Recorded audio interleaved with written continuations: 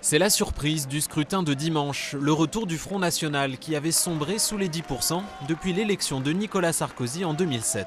Le président de la République avait déclaré que le Front National était mort, qu'il l'avait tué.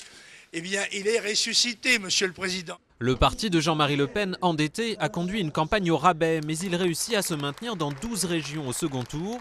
C'est moins qu'en 2004, mais bien plus que ce qu'il espérait. Pour la gauche, une seule explication, le débat sur l'identité nationale engagé par le gouvernement peu avant la campagne électorale. Le Front National, il a envoyé des fleurs à Besson. Il lui a dit merci. Mais les électeurs FN de dimanche sont aussi des déçus de la politique sociale du gouvernement et de Nicolas Sarkozy, dont le discours sur la sortie de crise ne convainc pas. Résultat, le Front National gagne du terrain dans l'électorat populaire, au-delà de ses fiefs historiques du sud de la France. Le quart nord-est aujourd'hui, c'est un petit peu le bastion frontiste que constituait dans les années 90 le grand arc méditerranéen qui va de Perpignan à Nice. Ça veut dire tout de même qu'aujourd'hui, la géographie s'est déplacée. Elle s'est incontestablement déplacée plutôt dans le nord de la France. Dans le Nord-Pas-de-Calais, seulement 8000 voix séparent Marine Le Pen de la candidate UMP sur plus d'1 200 000.